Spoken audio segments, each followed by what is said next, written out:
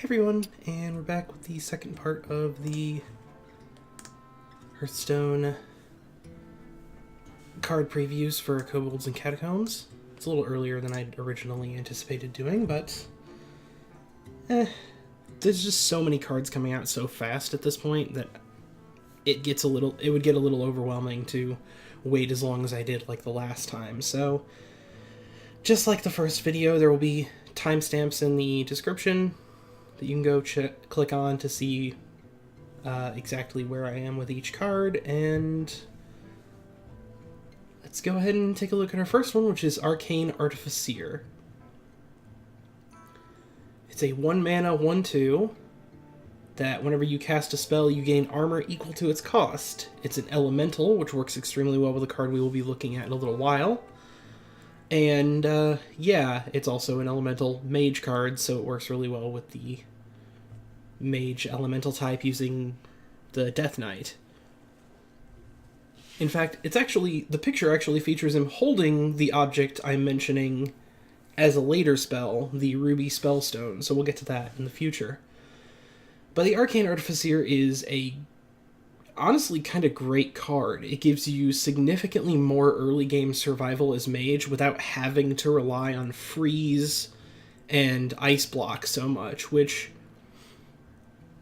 if people get what they seem to want, which is to have ice block move into the Hall of Fame when the next rotation comes in a few months, this could be a very valuable way of turning around on that idea and giving Mage a chance to survive long enough for things like the Quest Mage deck or whatnot to actually work. So I really like this card. I think it's very good. I'm not sure if it's for every Mage, but it's for a lot more Mage archetypes than one might expect. It works well in just about every kind of Mage deck, just because Mage uses a lot of spells. So it's a great card, and I really like it, and I look forward to using it. Next on the list is Arcane Tyrant. Arcane Tyrant is a 5-mana 4/4 neutral epic. It costs 0 if you cast a spell that costs 5 or more this turn, which is, oops, again, pretty great. It seems like it's most powerful with Mage, but like I was mentioning before, there are cards that we've had come out recently. If you go back to the previous video, there's the... where is it? It's Spiteful Summoner, yeah.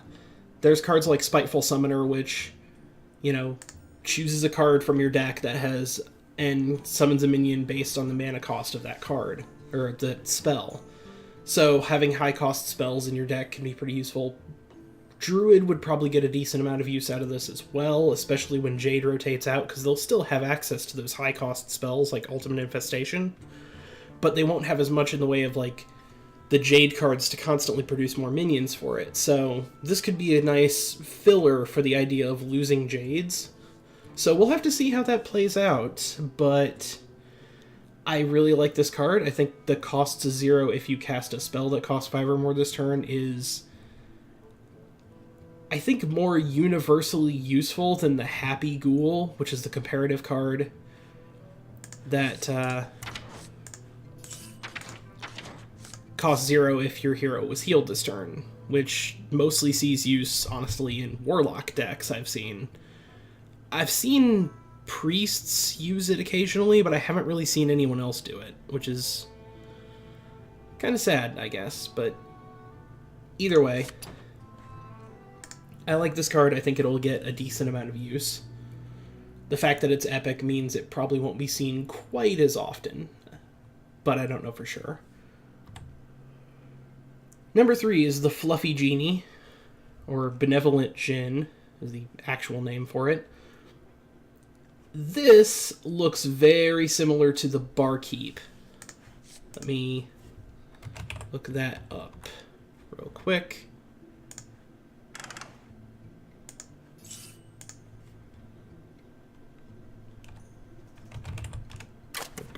Friendly bartender. This is a increase of 1 cost and increase of 1 health, but the restoration to your hero is significantly higher. So unlike the Bartender, which is available for every class, this is only available for Paladin, which fits pretty well with the way that Paladin uses healing. Paladin mostly goes for healing that heals your hero instead of any target on the field. And the spells that can heal any target on the field are pretty expensive. So this is a nice card.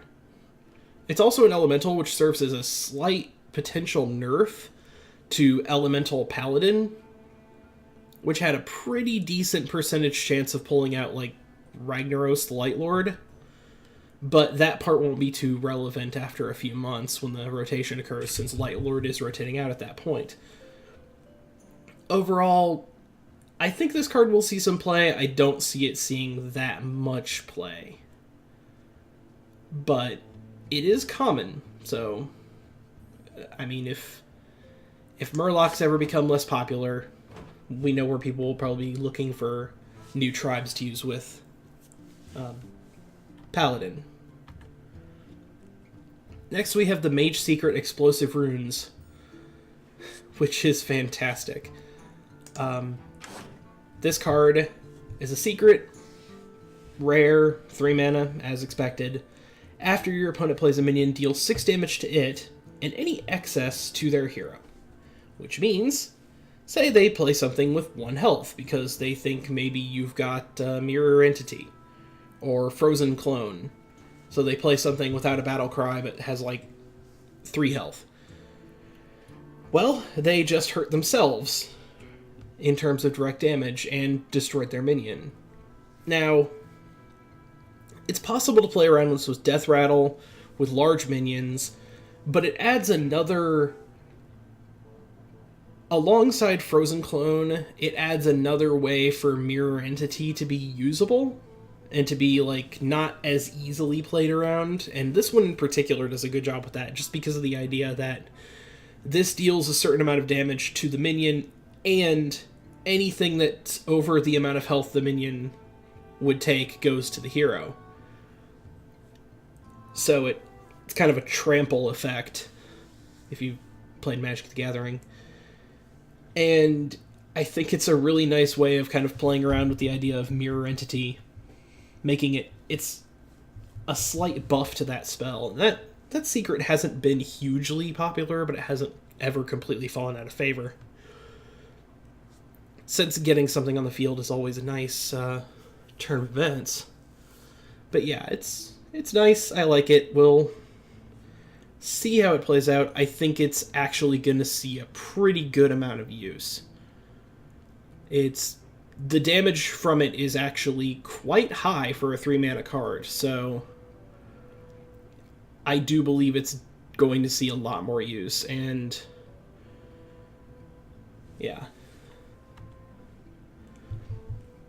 Next is the most recent card that came out as of me recording this video. Fal'dorei Strider. It's a 4-mana 4/4. Its battle cry is it shuffles 3 ambushes into your deck, and when drawn, it summons a 4/4 spider.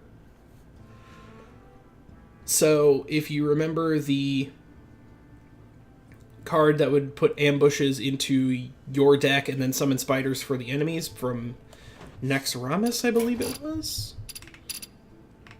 Let me go take a look here. It was, I believe, a rogue card from Naxxramas. No? No goblins. Is it a card I didn't have? Oh, here it is. Beneath the Grounds. Where it shuffles 3 ambushes into your opponent's deck, and when drawn summons you get to summon a 4/4 Nerubian. So, essentially it's this spell, but as a minion with a 4/4 body and 1 additional mana cost, and it shuffles the cards into your deck, which... Now, the thing about the way Ambush worked, the individual ambush cards themselves actually had a draw a card element attached to them, so when your opponent drew the ambush, it would give you the 4/4 spider, but they wouldn't lose their draw for that turn. So they'd still get to draw their next card, which could be the next ambush. So, like, you get all 3 of them in a row, and then they're facing down 12/12 worth of stats at that point. I do not know if that effect will occur in regards to this card. So, there's no actual picture I've seen of how this card, of how the individual cards look. I have seen that there was a note on Hearthstone about it where it mentioned that the cards that are put into the deck are spells, so if somebody gets a copy of it through Thoughtsteal or Draconoid Operative, it would give them the ability to play the card to get a 4/4 minion for themselves. So, I don't know how well it affects the... I don't know how the draw... Does it allow you to draw another card, or just... Oh, instead of drawing a new card this turn, you just get a 4/4 minion. Which would actually really severely limit the value of this card. If it works the same way as the ambush effects in Beneath the Grounds, where when you draw it, you get the summon and you draw another card, that's actually a pretty good setup. In that case, I really like this. It gives Rogue another way of flooding the board with minions that doesn't actually hurt their draw power, so it's kind of a buff for the current Rogue meta of aggro Rogue, because one of the biggest weaknesses with aggro Rogue right now is draw power. There's not much room to put a bunch of extra draw cards in your deck. You're trying to burn down your opponent quickly. This gives you an interesting opportunity to have extra minions without sacrificing the draw power at random. So I like it. I think it's a powerful possible upgrade for that. But then again, I also don't like it because I hate playing against that kind of Rogue deck. So it all comes down to how the ambushes actually work for this card specifically. So that one I really don't know if I would say positive or negative until I actually see that card. So that I'm unsure of this one. Next is Grand Archivist. A lot of epics today. The effect of this one is at the end of your turn, at the end of every turn, cast a spell from your deck. Targets are chosen randomly. This is pretty bad, and the big reason why, that cast a spell from your deck thing, it chooses a random spell from your deck, and it casts it, it does not cast a copy of it. Which means it's pulling the spells right out of your deck. So you have to build very carefully around this.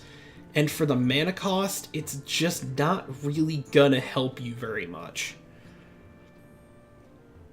I'm not seeing a good situation. I'm not seeing much use for this. I'm not seeing much use for this card yet. I'm trying to think what class could actually theoretically benefit from something like this. And again, it's at the end of your turn, so you want something that has an effect. Like,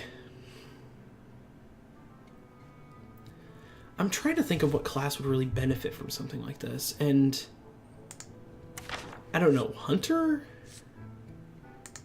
Hunter and Warrior, maybe? Like, I just don't see the value in this card at all. I'm sure somebody will figure out some way to use it really, really well. I'm not that person, and I don't know who that person is, so I would say this one is almost immediately worth turning into 100 dust to make, like, a Duskbreaker or something. Grizzled Guardian. This one's pretty neat. It's 8 mana for 3/5, which means that you've got a pretty significant loss of power for this card, so its ability's got to be incredible. Taunt and Death Rattle, which is a nice combination. Recruit 2 minions that cost 4 or less. And this is a Druid specific card. So let's go to the Druid set and take a look at their 4-cost minions. Like a Shell Shifter, or Keeper of the Grove, or Fandral, or Calaxy Amberweaver. Strong Shell Scavenger. How about 3 mana? Elder Longneck, Cryptlord, Addled Grizzly. Ooh, if you summon this one first, that actually wouldn't be too bad, because then the next one gets a buff to its power. Celestial Dreamer. Druid of the Swarm. Tortollan. And of course, since I'm in the crafting thing, I can't see like the neutral minions, so I definitely missed some good theoretical options, I guess. Or did I? No, I don't think I did, actually. Yeah. This really does seem to rely more on your neutral minions, I think. But I can actually see this being potentially a nice boon if you're running it with, like, a Moonfire deck that uses Malygos. Because if you got this and Malygos in your hand, turn 8 and 9, you drop this, it dies, and maybe your 4 mana or less minions in your deck are spell damage minions. So let's go look for some neutral spell damage minions, like... I know there are some. Oh, here we go. Evolved Kobold. That's an interesting combination. 2 evolved... If you could somehow manage to summon 2 evolved kobolds and Malygos, that's plus 9 damage to your Moonfires, which are hitting for 10 apiece for 0 mana. On the same turn, you drop Malygos. 20 damage. Plus potentially 4 more damage from attacking. Now that sounds amazing, but what are your chances of that? Unless you build a deck that's very, very specific to just summoning spell damage minions. Which, there are plenty of spell damage minion options. Heck, Alarmabot could actually theoretically work with this thing as well. Due to the fact that you can end up summoning this from your deck on your opponent's turn due to the Death Rattle, and then at the start of your turn it swaps out for something valuable from your hand. You got Dalaran Mages. You got Poisonous Minions. I mean, there are options, but they all come down to, like, neutral and effect-based minions. So, there's potential here, but I'm just not seeing it getting used right away. But I will say that within about a month after its release, there will be decks that actually use it and do pretty well. Next, we have Grumble, Worldshaker. This is the new Shaman legendary, and its effect is return all of their minions to your hand and they cost 1. A 6 mana 7/7 is already pretty nice in terms of stats, so it's a little above the power curve. But it also returns all your other minions to your hand. So the key is, can you make it an advantage to return your other minions to your hand? Or is it actually a penalty? To me, this card kind of reminds me of the Ogre Brute.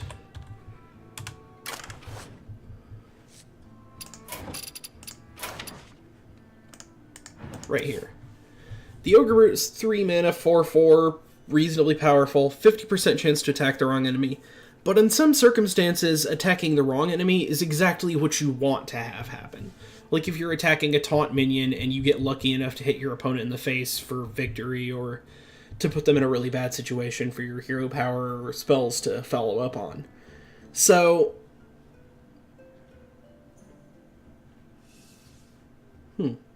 sorry, I got distracted by the flavor text. I hadn't read it before. So it's all about whether or not you can turn this supposed negative maybe into a positive. And the fact that they cost 1 mana makes it way easier to turn it into a positive. You drop this thing on turn 10, whatever you pick up is going to benefit from this because you can drop it immediately.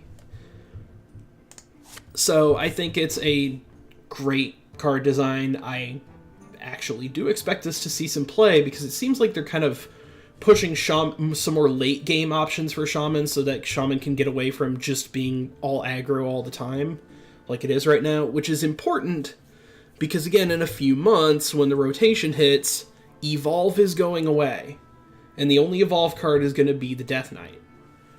So players that are relying on that Evolve card are going to be in for a bit of a rude awakening if they don't have a Death Knight to follow it up. And the Death Knight's going to be kind of a one-time game breaker if it lands at the right time, and it will decide a lot of matches based on those old-style decks. We will see what happens, but I think Grumble is a good step in the right direction towards allowing more of a longer game for Shamans. And they kind of need it because they don't have that much of a long game right now. Hoarding Dragon. It's a dragon. It's a 4-mana 5/6, which is pretty great. Its death rattle is give your opponent 2 coins. And the fact that it's a death rattle makes it much better than its counterpart, which I will go find here for you real quick. The Hungry Dragon. Same cost, same stats. I used to use this card at least a decent amount, but the summon a random 1-cost minion for your opponent as a battle cry means that there's not really any kind of counter you can do yourself to deal with it. You can silence your own Hoarding Dragon if you feel like you need to do it to make sure your opponent doesn't get those coins. This opens up the ability to have this low-cost, high-stat card in your deck that you can either play early, or you can play with some silence cards in your deck to kind of mitigate its limitations, and also because silence is pretty useful. Again, I'm pushing this more towards Priest, since Priest is the main dragon archetype right now. And I think this fits in pretty well with the Priest Dragon setup.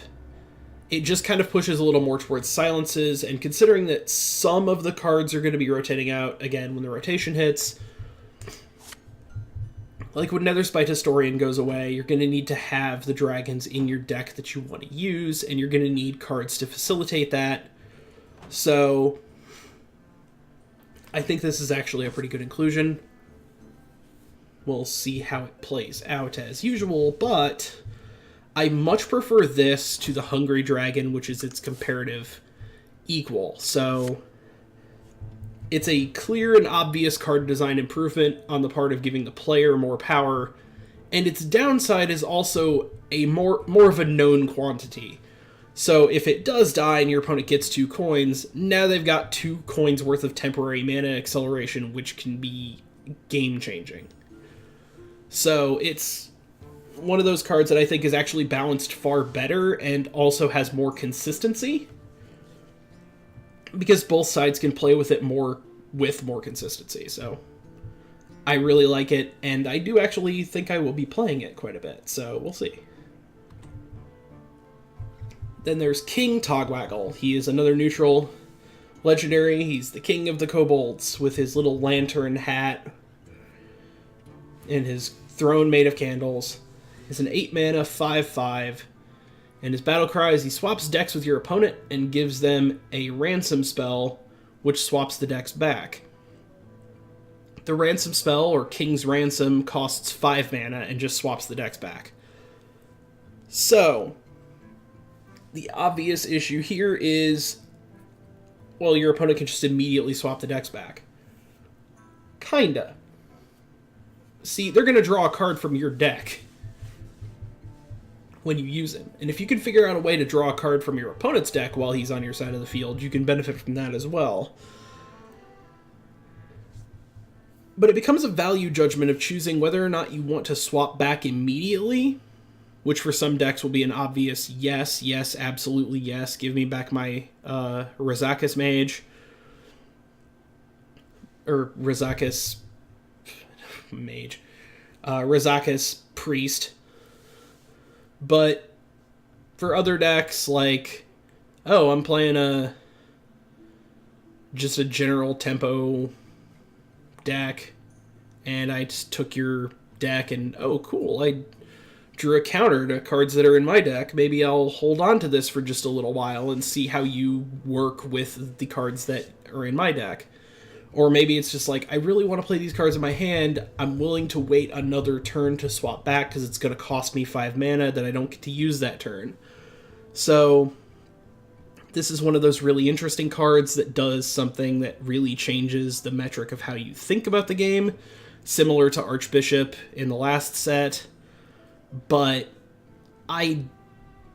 this will see play just because it's fun and silly and cool. I don't think it'll see much play as an actual, like, tournament level card.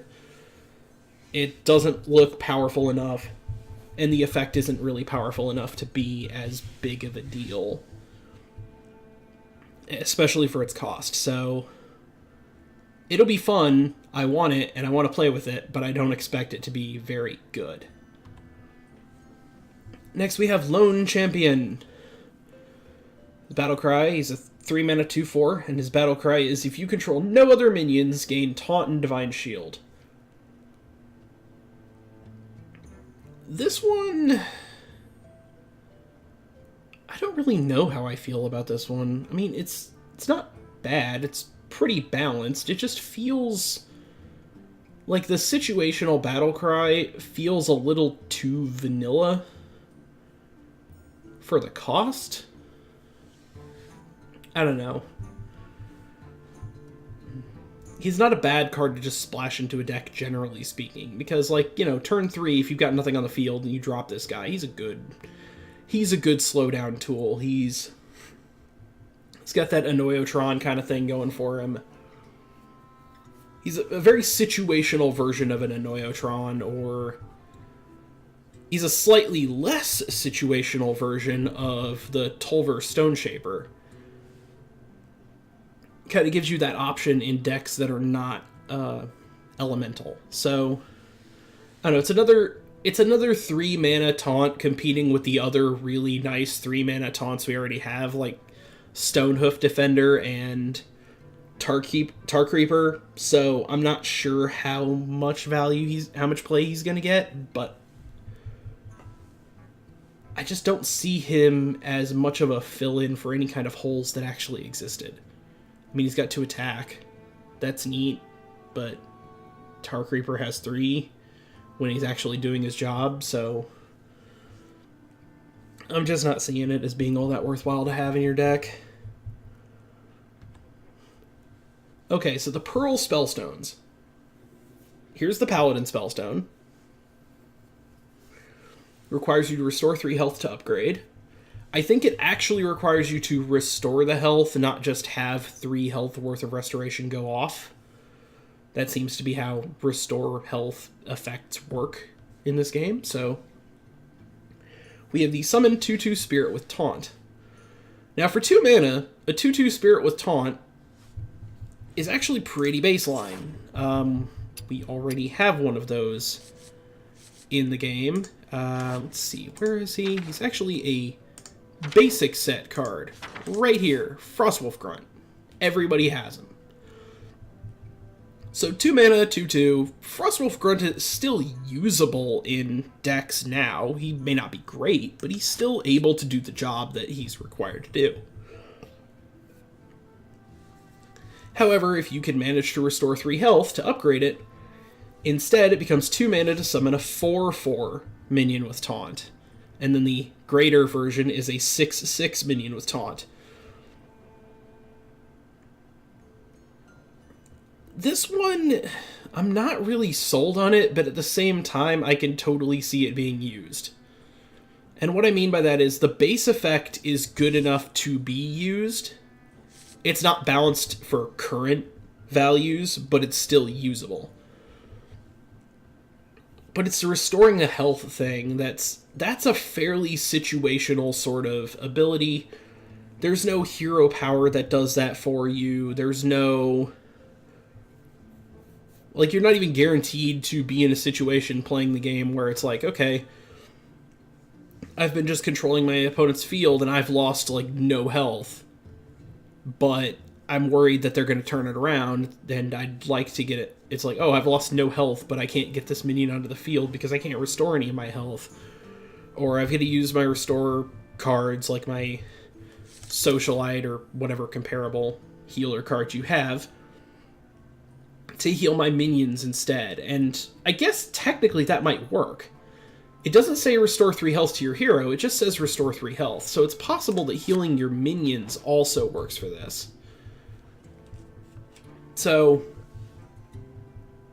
it's usable. It's definitely usable. But I'm not all that impressed by it, and I probably wouldn't run it myself yet. Maybe after the rotation, after hand buff kind of goes away. I think I'm going to let other people figure out if this is actually a worthwhile card to use. But I'm not seeing much value out of it personally, so. Psychic Scream. This is absolutely ridiculous. So it's Vanish, except it takes every minion on the field and shuffles it into your opponent's deck, instead of sending it back to the owner's hand. So this lets you clog your opponent's deck with minions, whatever they might be. Lets you clear the board, and it costs 1 more than Vanish. And it's for Priest. And I swear... Okay, Priest... It is a Priest ability to put cards into players' decks. To a point. Both Priest and Rogue have cards that mess with their opponent's decks throughout history, but Priest has some pretty nasty ones, and I don't know, is this too much? I mean, it's a 7-mana field clear, and a pretty strong 7-mana field clear. The potential downside of this is giving your opponent a minion that's powerful enough to actually swing the game in their favor, and if you know you're going to play this, you'll do whatever you can to kill that minion off so that they don't get it. So, like, this almost feels too strong. Considering it's comparable, like, other mass removal cards are either return cards to hand for 1 less mana, or destroy everything for 1 more mana. I see this as being a middle-of-the-road option, but I don't know, is Priest getting too much love at this point? Is it even possible for that to be a thing? For there to be too much love? Anyway, it's powerful. I'd recommend playing around with it as soon as you can get your hands on it. It's pretty nice, it looks like, and I'm sure it will see a ton of play, so. Next we have the Raven Familiar. And the Raven Familiar reveals a spell in each deck, and if yours costs more, draw it. It's a Joust ability, but for spells instead of minions. So if we go back to the set that has Joust abilities, and I believe the easiest approximation to make would be Hunter. Right here. King's Elec. Essentially, it's a King's Elec with a little less attack power, but for spells. Okay. It really is a jousting spell card, which is pretty neat. I'm glad to see the jousting effect come back, and for it to be used in this unique manner, and I think it's really nice to have that. It's also really nice for Mage, because Mage is going to rely even more on their spells in the future. But also because like I mentioned, the Summoner earlier, there seem to be cards that build more towards more deck types having high-cost spells in their deck. So I think there's some real potential there for mages to lose that fight. So I like it. I'm sure it will see play. I think it's actually almost a shoo-in for the number 2 slot in your deck when something rotates out that it would normally be considered a replace. But then again, we do have the Archaeologist already, so I don't know. We already have the Archaeologist and the Cult Sorcerer, the Medivh's Valet. I'm not sure if there is room for this in the current decks that are set up, but in a newer, more spell damage oriented deck, maybe there is a place for it. Next we have the Ruby Spellstone. Now, I mentioned this earlier. This is a new add a random spell to your hand card, and comes not a moment too soon, considering our dear friend the Kabbalist Tome is going to be going away with the rotation, and Kabbalist Tome was a card that I loved from the moment it came out. So obviously I must love this card, right? Well, this one is far more situational. It requires 2 elementals to upgrade it, and because of that, it can only really be capitalized on at its best by decks that use elementals. You have to play the elementals as well, which means you have to put them into your deck or somehow get them into your hand through some other card, which isn't all that hard to do, and you can end up using this card at a slightly higher level early on. So I am sure this will see play. And I think the way that Blizzard is doing this, they're really pushing Elemental Mage as something to kind of move towards. To kind of move away from generic, secret Tempo Mage, and more towards like the Elemental Tempo Mage, which is kind of a weird deck type, because everything I've seen, because from my experience playing it, it comes across mostly as either you win on tempo, or if you could manage to get Jaina onto the field with just the right amount of health and counters and whatnot left, you swing the game back in your direction and come back a staggering percentage of the time. Jaina's just that good of a card. So she's just a really good card. So I think there's tons of potential for this in an elemental deck. The upgrades, of course, are add 2 random mage spells or add 3 random mage spells viewed up to the greater Spellstone, which means it's actually a cheaper version of the Kabbalist Tome. So, but it also means it's a little more... This is also a card that's a little harder for an opponent who maybe copies or steals it to play consistently. So, like some of the other cards, like a lot of them are very class-specific in terms of what they do. But, I don't know. Point is, again, the Spellstones all seem to be balanced more around their level 2 abilities. But paying 2 mana to add a random mage spell to your hand, especially considering we're going to have our friend the Babbling Book go away soon-ish, it's a nice replacement for this card to a point. So I like it, and I like Elemental Mage, so I'm probably going to actually go ahead and pretty soon, actually, I might build an Elemental Mage deck. Maybe even like a mostly budget Elemental Mage deck, we'll see. But then again, without Jaina, it's just not nearly as fun. Okay, so next we have the Silver Vanguard. It's a 7 mana 3/3.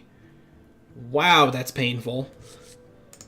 And its effect is recruit an 8-cost minion. Exactly 8 cost. So, you know, maybe if you happen to have Thing 1 and Thing 2 on hand, this kind of opens up that interesting hunter situation to everybody. But because it's specifically an 8-cost minion, you can also put in any other kinds of minion for any other value that you want, and still get some potential out of it. And here's the thing, pulling the Lich King out, even pulling a Primordial Drake, losing its battle cry, but having the incredible attack and defense of this card, and then going to other sets where you have Ironbark Protector for Druid, Giant Sandworm, which isn't great, but isn't terrible either. Oh, and of course, obviously... Oh, wait, no. Actually, King Crush is a 9, because I totally forgot. Then you have Syndragosa, which isn't actually a good one to pull out, but whatever. Of course, the Silver Vanguard fantastic way of getting your Tyrian Fordring into the field. Or your Ragnaros Lightlord. For a little while, at least.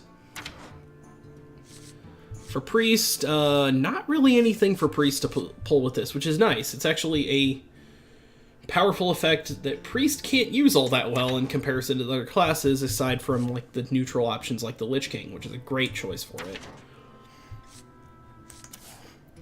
Shamans actually might have a reason to include Alakir in their decks for once, with a card like this. Warlocks don't seem to have anything. Warriors have Gromash and Rotface, both fantastic minions. Gromash in particular is fun because you can sacrifice this on your own turn and immediately have the 4/9 charger that just smashes right into your opponent's eyes. So, yeah, there's... And then there's some other cards. Gruul, not a great option necessarily. Medivh, Marin. In Wild, I can see this card getting some use in Wild just because of Ragnaros. Boogie Monster, not really sure you'd want to include Boogie Monster in your deck, so I'm not seeing much value there. So there's a very limited pool of cards it can pull from. I think I've shown you every single one of them, except for any neutral 8-mana cards. Are there any neutral 8-mana cards? Just drop into the basic set here.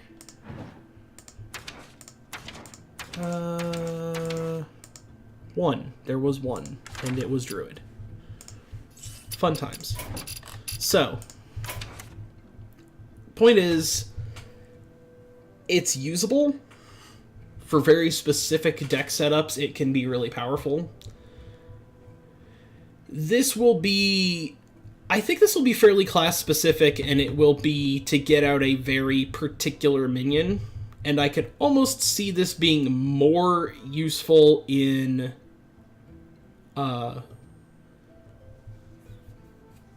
if somebody could figure out some way to use it effectively in Wild to get Ragnaros, that might be worth playing around with. But overall, very limited potential. So I'm not seeing it used very much.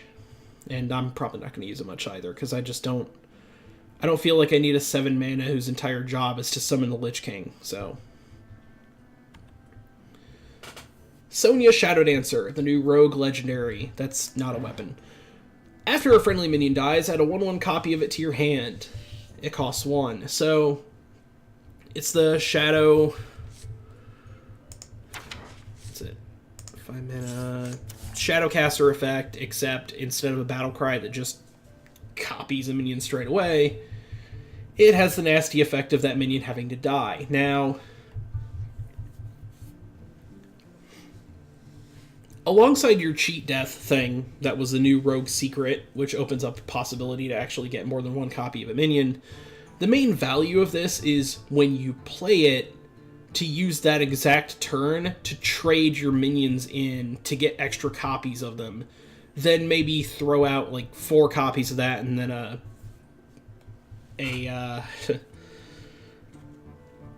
Edwin. Throw out a Van Cleef. But yeah. The thing that bothers me about this is how incredibly easy she is to kill. She has no stealth, no real protective abilities, 2 health, which is incredibly easy to get rid of by turn 3 or 4. I mean, she really does facilitate... She really is kind of... You drop her on the field when on the turn you're going to use her ability. And I'm not sure there's as many situations where that's going to be good enough. I like the card.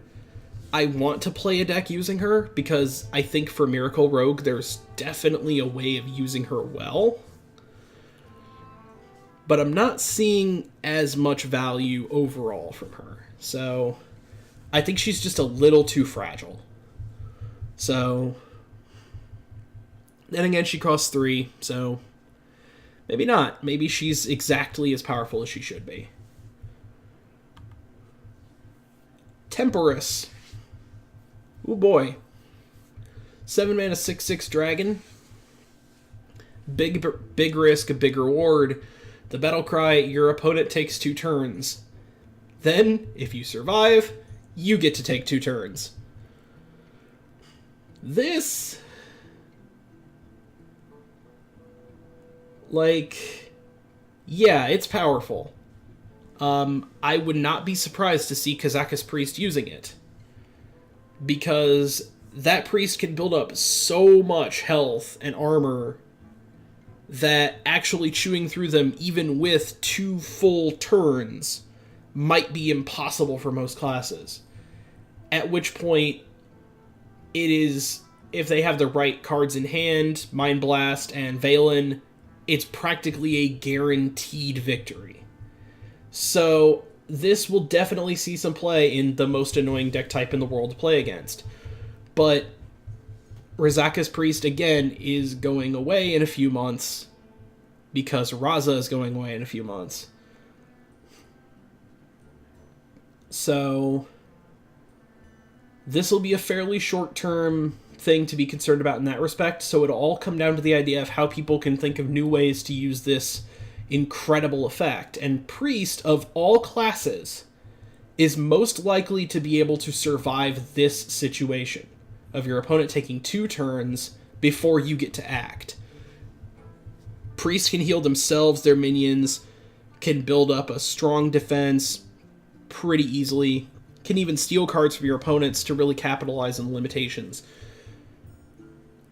So, I like the card, and I know it will win games for people, but it really communicates to that issue that, like, I have, that other people have with the game right now, in that it feels like the whole game is all about high rolling and going for the low percentage chance to completely stomp people. The entire Rizaka's Priest is based around the idea of very low percentage chance odds coming out exactly in your favor and surviving for that one specific win condition. A card like... sorry, I know I'm getting off on a tangent, but a card like Nomveratu being an actual counter to the Rizaka's Priest only exists because of how precise the Rizaka's Priest is in terms of its options. Because it needs exactly the right cards. Big Priest isn't nearly as troublesome, in my opinion, in terms of how it plays out. There's a higher chance of getting your big, powerful minions on the field and keeping them on the field and bringing them back to life and making your opponent make big decisions about the idea of whether or not they should kill that 5/5 version of the Lich King, because you might be able to bring it back next turn as an 8/8. And maybe they can't deal with the 8/8, but they can take a turn of damage from the 5/5. So, I like it. I think I'm going to like it a lot more once Rizaka's Priest goes away, because right now I totally see this showing up in Rizaka's Priest decks, and the moment it drops on the field being nearly a guaranteed victory. So, it's painful, but very, very cool. The Unidentified Maul. So this is the weapon, a Paladin weapon, that was the new Unidentified card. There's one more coming. The Unidentified Maul gains a bonus effect in your hand. It's a 3-mana 2/2 weapon, which isn't too terribly bad. But let's look at its special versions. We have Purifiers, which gives all your minions a Divine Shield when it comes into play. We have Sacred, which gives all your minions Taunt when it comes into play. We have Champions, which summons 2 Silverhand Recruits. Oh boy. And I think somebody kind of bolded the recruits on here because of the recruit effect. So I hope that's not like some consistent error. I hope that's just for this picture that I found of it. And Blessed Maul, which is give your minions +1 attack. This is a nice card, but it all really comes down to getting it when you have minions on the field, because the Silverhand Recruit effect is not good enough for like, I guess technically it's good enough for the value of the card, but it's going to be included in some Silverhand Recruit decks, I'm sure, but it can't be relied on, so it's mostly there to facilitate your recruits with the buffs. So I like it, but it does have a situational value to it of needing there to be one or more minions on the field, usually at least two, or else you're not getting that much value out of it. So, I think I'll stick with the Divine, with the 3-mana sword that gives Divine Shield minions +1. Voidlord, which I think is our last one. Voidlord is a 9-mana, 3/9 with Taunt that summons 3 essentially Voidwalkers when it dies. So, I don't know. Like, yeah, it's neat that you have this taunt option, but like, the big reason to play demons right now is Blood Reaver. I wonder if on some level this is almost a way of kind of giving Jaraxxus players a little bit more of a throwing them a bit of a bone, because Blood Reaver Gul'dan and Jaraxxus are not diametrically opposed, but they are both essentially hero cards. So this is an interesting option for that. And, you know, I like it, kinda, but I don't think I would personally be playing it. I prefer the demons I already have in my deck for Blood Reaver. But maybe, well, I remember a card in the last thing we did. Let me see if I can find it real quick. Was a Warlock specific card involving demons. Okay, not Rin. Oh wait, no, it was a card that lets you... Oh, it was the recruit card, the Guild Recruiter. Yeah, the Guild Recruiter, which allowed you to recruit a minion with a cost of 4 or less. And I mentioned that Warlock was the class that could probably get the best value out of it just because of Demon.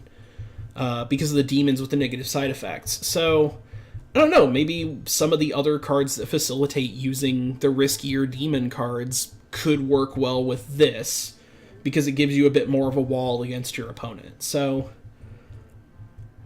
regardless, that is it for this set of cards. This was as of noon on the 26th. There's another reveal coming that same day. That'll be part of the next set of reveals that I talk about. And I will put this up, have the timestamps in the thing, and thank you for watching. And, yeah, thanks. Have a good day. Bye.